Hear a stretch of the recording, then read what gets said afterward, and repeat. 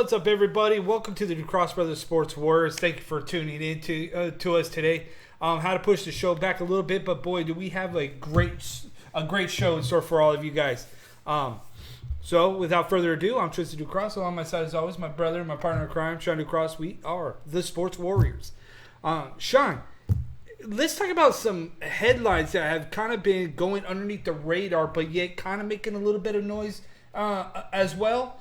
And I would say two of those things. One thing that I'm rather surprised that nobody, and I mean nobody's talking about this, is that one of the top MMA prospects in combat sports, in Aaron Pico, left Long Beach, Team Body Shop, Freddie Roach, to join Jackson Wink MMA in Albuquerque, New Mexico.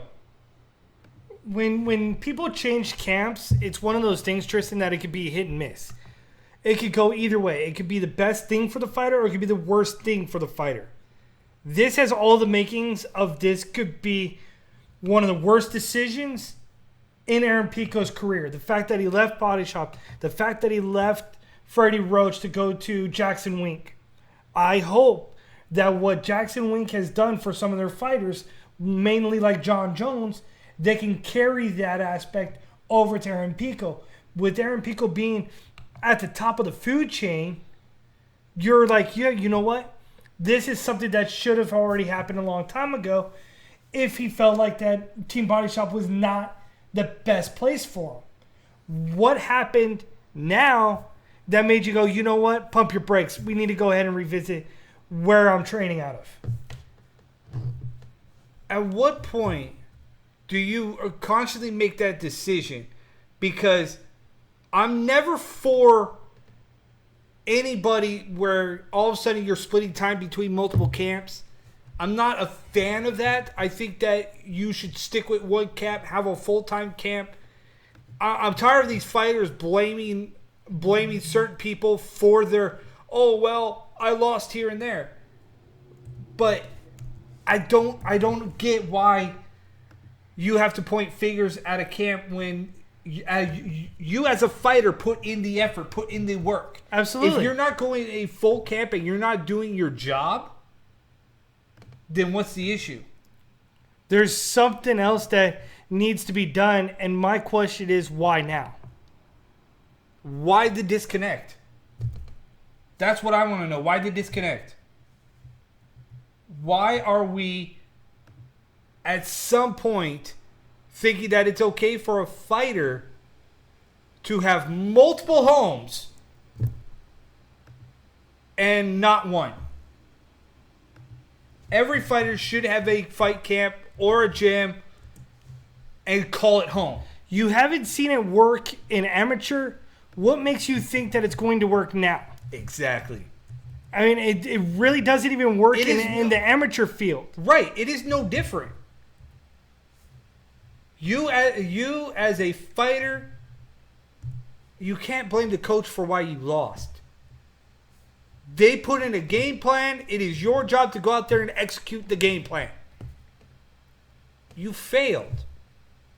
You hit a little hiccup, a little bump. It doesn't mean anything. You get back to work. You get back to the grind. You do what you need to do to get back at the top where you think you so rightfully deserve.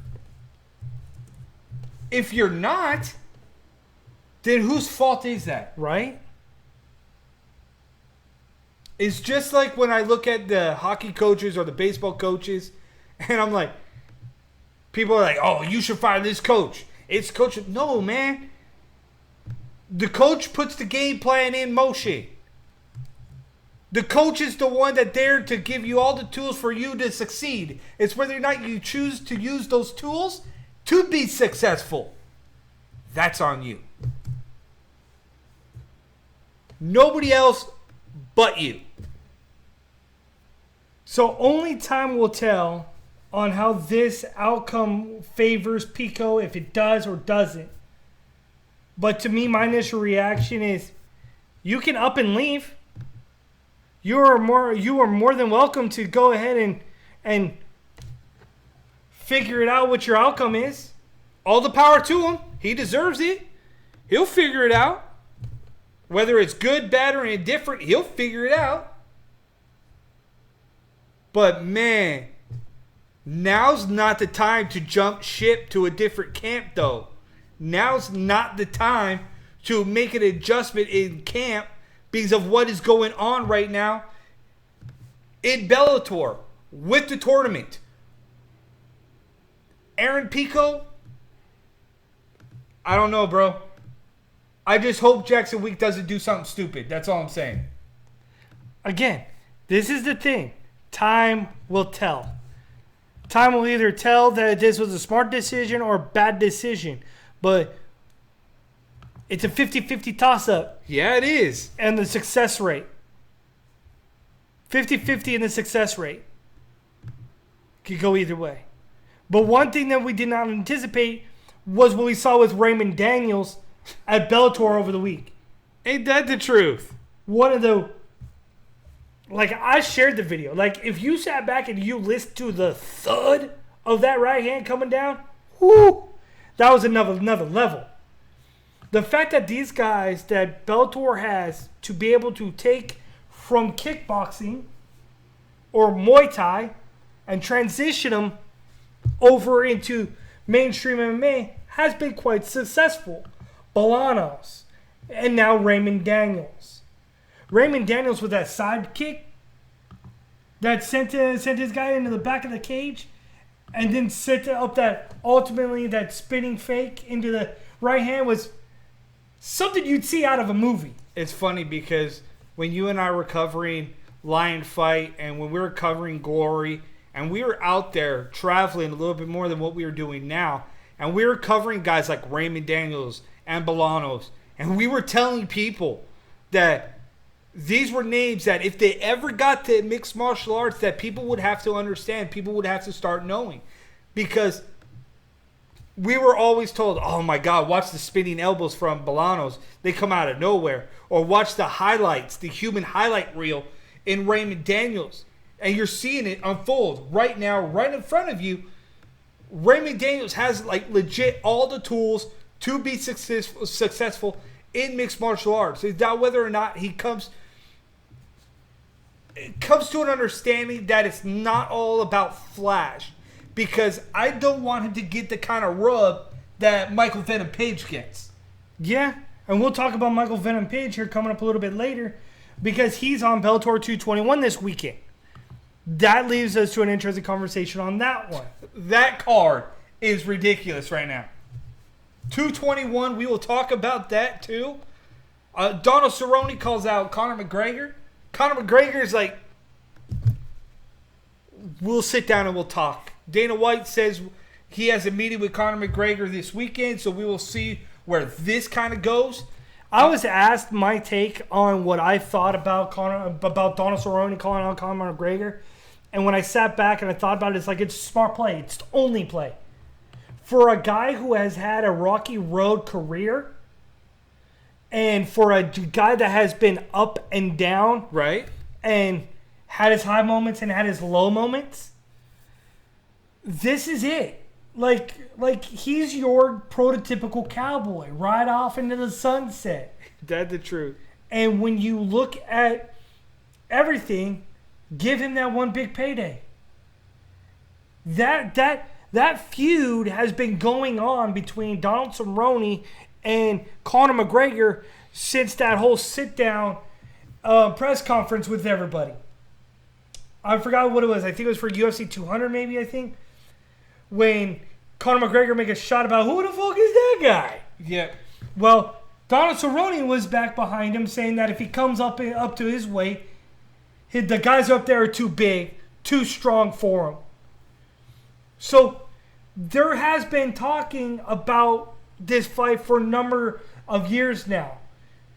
It makes sense to end it this way. There's just been a lot of he said, she said, because there was a lot of talk about it on Twitter for a while, and on social media they have grabbed this kind of this story between Donald Cerrone and Conor McGregor, and for them to kind of get to this point where again Donald Cerrone throwing out Conor's name again in that interview makes you think that, is there really a strong possibility about this fight? Can this fight actually happen? Because I don't necessarily think that this is a great fight for a guy like Donald Cerrone, who is kind of like reestablishing himself, kind of, if you will. Because he hasn't really put a whole entire win streak together. He's on a 2-fight win streak now. He goes up one week, down the next week. He's a lot of Jekyll and Hyde, maybe not necessarily one of the best. Like, I'm trying to rate him in the top 10. I can't really break him into the top 10. Who, Donald Cerrone? Yeah. Yeah, it's easy to break him into the top 10. Who you kidding? It's not easy to give him a title shot when you look at his body of work or his. So you think he's a top 10 fighter, but not a title guy? Oh, no question. He's your gatekeeper. See, that's what I agree with. He's your guy that has the biggest name, will put on the most exciting fights, will showcase his abilities, and then the brass ring is right there, and he looks up at it, and he just can't reach it. That's what his career is. You look at his resume, 16 stoppages, UFC record. Most UFC wins, 22. 16 fight of the night bonuses, UFC record. You look at those on paper, and he's the guy. But then you look about, well, why hasn't he not become the guy? Well, let's go back. When the lights were the brightest, 2011 against Nate Diaz, he got destroyed by Nate Diaz. In which, in his own words, yeah, you know what? He got in my head. 2013, when he got another primetime fight, RDA, Rafael Dos Anjos, completely obliterated and shattered his morality to the point that he had to go seek mental help. So he fights well and strong when the lights are not on him. Right. I applaud him for wanting to call out Conor McGregor or Khabib. But when you look at his stylistic matchup or his resume, you've got to look for a fight of value. And when you look at the fight of value, even though it'll be underneath extreme bright lights, Conor McGregor. But if we're sitting here right now, I just put up a poll. Go ahead. I want you guys to vote on what you think. Donald Cerrone has multiple options here. At a 2-fight win streak, he says it's either title shot or Conor. I posted another guy, another person that's on there because he says he's ready. I say you need to put a pause on that. But just because of all the circles, Tony Ferguson. We're going to break down a little bit more about this situation coming up next after this break, as we will get ready for a commercial, and we'll come back out and we'll talk a little bit more about this Donald Cerrone, Conor McGregor, Tony Ferguson. Maybe what other direction he could go. Daniel Jacobs took on Canelo, and that was an interesting fight. More with the New Cross Brothers on the Sports Warriors right here on Facebook Live and YouTube. Fight Book MMA, your number one combat news source. If you want to talk combat sports, head over to Fight Book MMA on Facebook.com. The New Cross Brothers, a sports combat show with opinions and highly energetic. Every Wednesday at 12 p.m. Pacific Standard Time.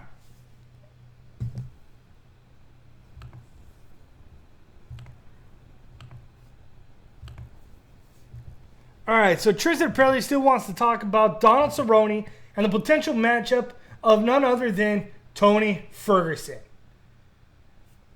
This could be good or bad or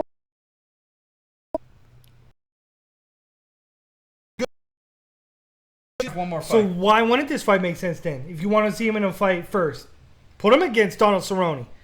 Get him warmed up. Get him used to the octagon again after being gone for some time and healing up his wounds. Makes perfect sense. Because I don't think he's in a number one contendership spot right now due to every issue right now. I don't think we're even talking about a number one contendership right now. I think Tony Ferguson probably would. Donald Cerrone if you put probably him against Donald Cerrone, Tony Ferguson, Donald Cerrone, better believe you that's a number one contender shot.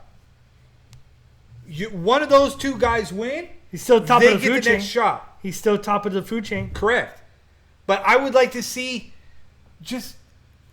where Tony Ferguson is one fight in before we give him a number one contendership or throw him back into the bright lights. I wanted to see him get his feet wet first. He just went through a lot of noise, Sean. We need to kind of see a little bit more out of Tony Ferguson before we say he's the next champ again or that he's the next number one contender. I mean, you can't go wrong. I mean, we're sitting here and splitting hairs on what's a good fight, Donald Cerrone. You can't go wrong with either one, unfortunately. No, you can't. But apparently what you can't go wrong with is what you're getting right now with Canelo versus Jacobs. I was talking about this fight for the last 2 days. Yep. Because anybody that listened to the show prior to this, we gave high hopes to Daniel Jacobs. That the Miracle Man will pull off a miracle because his resume indicated that he could probably pull it off. Because one was hoping that he wouldn't come into this fight with anticipation of dethroning Canelo, because we knew what he did against a caliber fighter of a Canelo, which was Triple G, where he came up just short. We were all hoping that the Miracle Man, like you said, could pull off a miracle and just get over that hump for the first time and take down Canelo. And that's the thing. Unfortunately, it didn't happen that way with Canelo.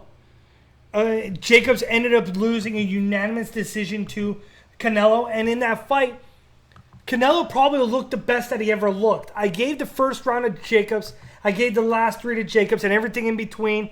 It looked like it was all nothing but Canelo. The slipping, the rolling, the avoiding of the jabs. It was as if the game has slowed down. Like, I was talking to one of my guys, was that we here try to play devil's advocate. Yes. We tried to give other fighters a pump up. Yeah, try to give them a little bit of a rub about why they stand a chance to beat a certain individual. Whether we're right or wrong, it was one of those things that you only could do it so much.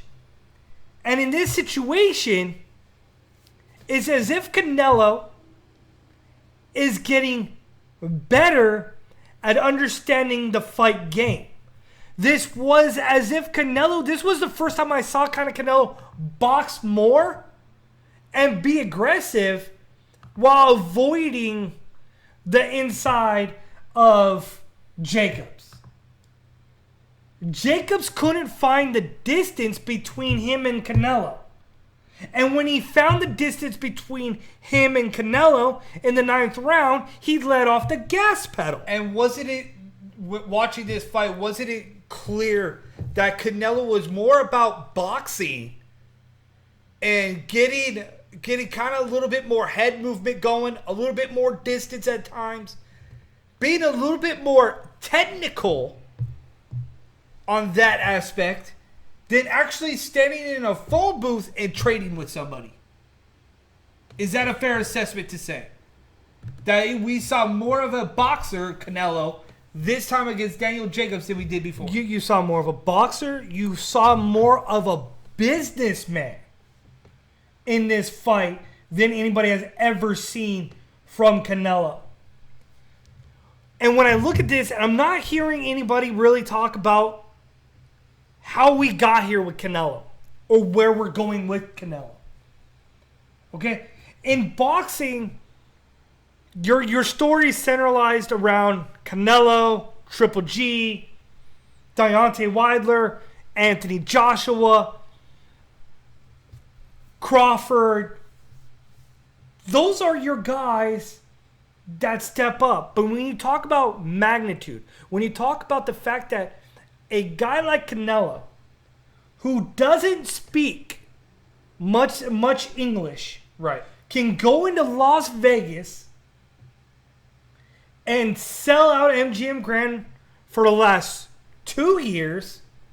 The fact that he could go in and basically, you know how UFC has their fight weekend in Las Vegas So during does boxing. what you call it? Yeah. Basically, in this situation, this fight against Jacobs was that equivalent for Canelo. Started 3 days out where all of MGM Grand had removed everything and only had Canelo garb in all their gifts, in all their concession stands. So people were walking in and buying it. They were walking around Las Vegas rocking no boxing, no life. That is his motto. So somehow the general public has merged with Canelo. And people are quick to say, well, how is it that Canelo has this fan following that everybody loves Canelo, but yet when it was Floyd Mayweather saying similar things or doing similar things, why was Floyd Mayweather the bad guy? Correct. Because of the fact that when Daniel Jacobs got in his face and pushed him, you heard Canelo say, "Go fuck your mother." In that situation, You are lucky we are on Facebook Live. hey, I get it.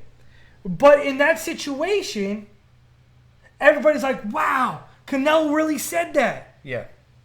But yet people still showed up, still showed support. And it's like, well, if Floyd Mayweather said that, you'd crucify him. Yes, you would. No question. So it's been an interesting tale of the two sides because, like, everybody was quick to say that, yo, Oscar De La Hoya, what are you doing in MMA? You're freaking bottomed out. You didn't know what you're doing in MMA. But there is something money-wise that clicks with him in boxing. Because if it wasn't for Oscar De La Hoya, tell me if you or if Canelo would have thought this out. And by that I mean is, so you had Daniel Jacobs who came in 3.6 pounds overweight.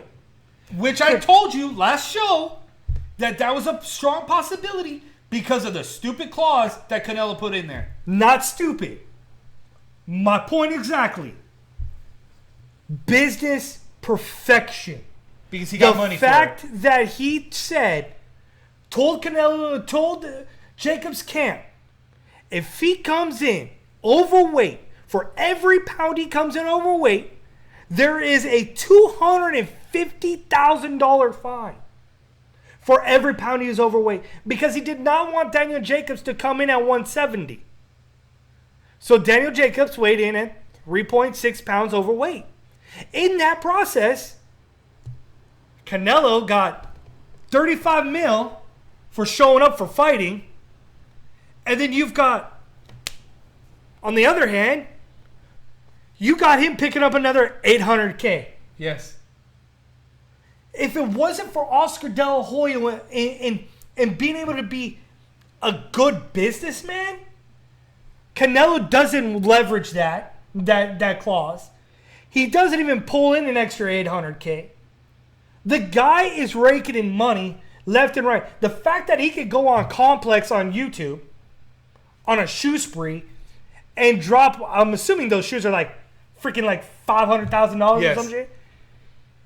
The fact that he could go do that, the fact that he shows up on private jets, the fact that he shows up rocking, yes, I know this because I used to be a shoe guy. The guy walks around with Louis Vuitton shoes that are like brown leathered shoes or whatever. He's rocking Louis Vuitton stuff.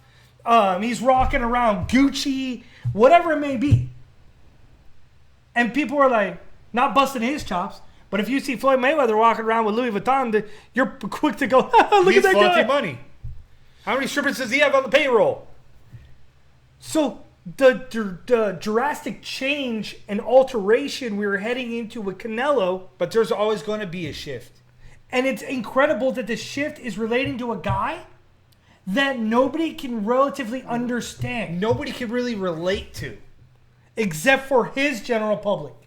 And yet this guy is the biggest guy in boxing right now. And nobody can touch him financials. But boxing-wise, what is next for Canelo? You've got so many opportunities. Because he was asked at the end of the fight, he was asked about Triple G. He said, I don't want that fight, but if the fans want it, then the fans want it. So, personally, he doesn't want anything to do with Triple G anymore. And honestly, quite frankly, I don't blame him. But then one guy that was brought up, the one guy that owns the last title in the middleweight division. The middleweight division. Yep. Not the super middleweight Correct. division. In the middleweight division, where now Canelo owns 3 of the 4. The last guy that's remaining that is left standing in the middleweight division, Demetrius Andrade, that's the only middleweight title he is missing. And he was so dismissive about that guy. They asked him, and he was like, on to the next question. Well, he has on to the next question. Why do you have to keep avoiding Demetrius Andrade? This guy is a world champion. I don't care who you want to fight. You said, and I quote, I want to unify all titles. There's your one. Yeah, so you're talking about that. This kid is 27-0, 17 stoppages. Many people feel like he's one of the true threats to the throne of Canelo. Yeah. But you could go so many different ways. If he doesn't want to unify the last 160 title, so go eat some taco meat in Mexico. Then you can look no further to his mandatory defense of that Jermell Charello owns, or if he wants to go up, which I say super middleweight to go eat some taco meat in Mexico, and go ahead and take on Callum Smith. Yep. Callum Smith is currently the WBA super middleweight champion and the Ring Magazine champion. Works with Matchroom, who's with DAZN, and Canelo has been widely spoken about that he would love to have his biggest fight ever in Wembley. Yep. It would make so much sense. But see, there's one fighter though. One fighter that I've written down right here that nobody's talking about because of the issues that he has outside of boxing. Everybody in boxing world should know that there was a Canelo before a Canelo. There was a guy that had so much potential, could push the fight. The guy that has beaten David Lemieux, Eubanks Jr. His name is Billy Joe Saunders as he moved up to 168. But Billy Joe Saunders needs to work his own kinks out. I'm just saying, yes, he has his outside issues. Yes, he has other things that are going on right now. But, man, Caleb Smith, Billy Joe Saunders at 168 on the zone? You want to talk about money? There's your payday. But you put Caleb Smith for the WBA, the super middleweight title, against Canelo in Wembley on the zone, Matchroom versus Golden Boy. They have it. They have it. You know how much those two are going to sell? The money draw. The money draw is that fight. There. Yes. That is the next fight. That is the money draw. That is the smart play. That is a smart play. That's what you're looking for, aren't you? You want the smart play. You want the smart money play. Caleb Smith, Canelo, that's your money play. And the worst case scenario is Billy Joe Saunders. You can't go wrong with either or. Either or. I still think, though, at some point he will have to face Demetrius. And as we go on break, I want to recap for a second because it was a question that we kind of overlooked a little bit. Roberto says that Donald Cerrone looked really good in his last fight. Is it because he went to another training camp, has a kid? Are we seeing a change in him? To me, he still looks the same fighter. He still looks the same fighter, but I think he may be more hungry because to prove to his son. Yes. And that's any extra motivation. Yeah. That's his extra if. It's like a lot of the times we've been seeing everybody being posted about what's your why. Hey, I always ask everybody that. If you're coming to work for me, what's your why? What motivates you? Why do you need a job? Why do you want to work? And I'm seeing that a lot on my Facebook this week from a lot of people. I'm seeing a lot of Instagram posts about people asking, what's your why? Why do you do this? Well, I think that's what his why is. But I would like to see what his next fight is. Of Ante is the QR code right down below. Go ahead and click on that link. Use DuCrossBros 10. And you'll go ahead and get 10% off of anything that you purchase. Again, and you can go to our pinned linked ESPN Plus on Facebook, and you can get a free subscription for ESPN Plus. In the meantime, we are the DuCross Brothers Sports Warriors. We're going to go to a quick break and come back out and wrap up the show for all you fine combat sports fans. Fightbook MMA, your #1 news site and combat sports community. Go to Fightbook MMA on Facebook. The DuCross Brothers, a combat sports opinion-based talk show every Wednesday at 12 p.m. Pacific Standard Time, live on Facebook Live and YouTube.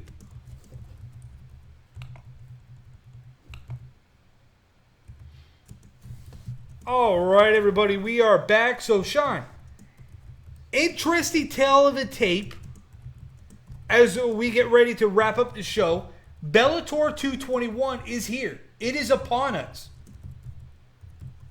Chandler versus Patricio Pitbull. It will finally come to a head, and it almost came to an explosive head when the two met at a press conference where multiple security guards had to get involved. You got security? You're going to need it. If you thought Khabib versus Conor McGregor was bad, these two have been hating each other for almost probably about as long. Boost up the security. Got him do it. My goodness, Chandler is the Pitbull killer. He has 2 victories over Patricky. Yeah, what's interesting, though, is that Patricky has always been the quiet one. And Patricio's always been the outspoken one? Yeah, he's really the loudmouth. Isn't that kind of the contrast between you and I?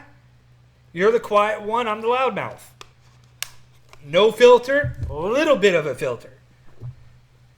But when you're looking at the two, honestly, this is a fight that could seriously change the landscape of Bellator with either one of the 2 titles being shifted. Michael Chandler is the baby, the child of Bellator. And in this situation, he's beaten Eddie Alvarez. He's beaten Patricky Pitbull. And it's funny, the only knock that anybody really has on him is the fact that Pitbull continues to throw out there and say that he's on steroids. Like, that's the only thing that you can throw out there to Michael Chandler. Right? You're on steroids. Michael Chandler is... Yet he's never failed the drug test. But yet he's never been tested by USADA. And he said that he would welcome USADA to test him. True. But this fight is interesting because you look at the fact that Michael Chandler really hasn't been... He's on a 3-fight win streak. Yeah. Really hasn't ran into any trouble since Brett Primus. In that fight, that was suspect because of an injury. Very true. But he's a world-class wrestler. He's phenomenal in that aspect. He is for sure as heck not afraid to trade. But then you look at Patricio Pitbull versus Patricky. Patricio is looking to become a 2-division champ. Yep. 3-fight win streak. But he's strategically a far superior fighter than his brother is. His brother Patricky likes to engage in, I was just going to say that. more of aggression, where his brother will, like, I can beat you on your feet, I can beat you on the ground. Isn't that weird, though? Think about this, Sean. So Patricky is the quiet one, but lets his fight do the talking. Patricio's the loudmouth, but is more quiet in the ring. Completely flips. Yeah. Doesn't it? The minute they step into that cage, two different guys. Two different. One's more of a technician, one's more of a practical game planner than the other. Yeah, the other one says, I'm going to throw bombs and I'm going to take your head off. And when you look at this fight, if you're Chandler, you have to be more methodical with your pacing. Because Patricio can lure you in and get you out of your game plan, make you uncomfortable, finish you on the mat if he has to. This is going to be an exciting main event. Then you look across the bow. Co-main event. At the and again, we see a step up in competition for Michael Venom Page as he takes on a former champion in Douglas Lima. So here's a question about that fight, right? People are quick to point the fingers at Michael Venom Page, right? Yep. They don't want to acknowledge his greatness. They don't want to acknowledge about how good he is because he's too flashy. But if he beats Douglas Lima, does that silence everybody? It would almost have to, in my eyes, when your resume now includes a victory over Rickles and Daly. And now you add Lima into that mix. Yo, stop doubting MVP. Because right now, he is the MVP of the welterweight division, the Grand Prix that we've got going on right now. He is the MVP right now. If he beats Douglas Lima, whether you like him or not, he may be standing at that top of the food chain as your new Bellator welterweight champion. Yeah, it's coming. Just saying. If he gets past So if Douglas y'all don't Lima, like him now, you're going to hate him in a couple of months. Because after he gets past Douglas Lima and he is on the quest for that championship, Sean, it will come down to an end. And it's going to be MVP standing at the top of that hill with him holding that title. And a lot of the doubters, a lot of the naysayers are going to have to eat some crow. lot of crow. Because he's already gotten, like you said, you ran it off. Rickles, Daly, done. Douglas Lima, in line. He gets past him. I don't know what stands in his way. The only thing is, like, you look at Rickles and you look at Daly, they're both more stand-up and trade guys. Yeah. You look at Lima, he's more of the grappler. He wants to be in here. Yep. He wants to fight that close range. And when you look at that, that's the only thing I think Douglas Lima has going for him in this situation. Get the fight to the ground. It's Douglas Lima's. And get the fight inside. Make it dirty. Make MVP uncomfortable. Because if MVP keeps that distance, uses his elbows, uses his legs, we're going to see the end again of another fighter in Bellator. Right. But we could see another rise of the young talent in Bellator as AJ McKee, and I've been waiting for this fight. Pat Kern. Yes. Finally. Pat Kern is not injured. No, not injured. Finally, this fight has been in talks and in works for what, almost a year?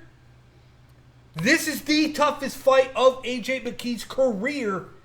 And to get past him, and Tony McKee, I mean this with the most respect when I say this. And Tony McKee is stupid for accepting this fight. And I mean that stupid as in the good way. Because you look at this fight. If you're Anthony McKee, you don't give this fight at this point yet to AJ McKee. You continue to move him up the ladder. Yep. But when you're destroying people, when you're just finishing them off left and right. Yeah. To get Pat Curran now at this stage of his career, A win over Pat Curran cements him into that number 1 spot for a possible Or title even shot. the top 5. Right. Even the top 5 that he's like this close To a title to a shot. title shot. Or maybe being implemented into the Grand Prix as an alternate if something happens.